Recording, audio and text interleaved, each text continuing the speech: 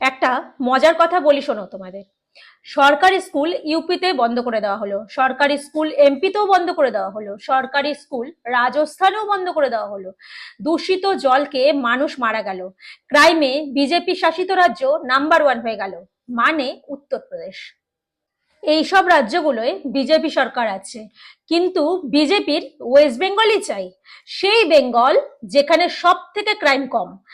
এটা NCRB report, আর NCRB central গভর্নমেন্টের অধীনে আসে, মানে বিজেপির অধীনে। 50টি বাড়ি জ্বালিয়ে দেওয়া হলো উড়িষ্যাতে।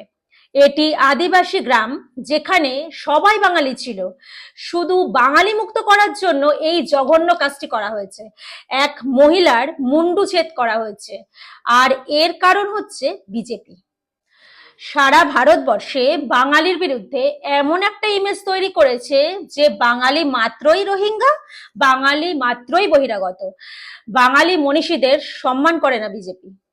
কখনো বঙ্কিমচন্দ্র চট্টোপাধ্যায়, কখনো বা মাতঙ্গিনী হাজরার ধর্ম নিয়ে, কখনো রবীন্দ্রনাথকে নিয়ে কথা, আবার কখনো বিদ্যাসাগরের মূর্তি ভাঙা, কখনো আবার রামমোহনকে ইংরেজের দালাল বলে অসম্মান করা হয়েছে।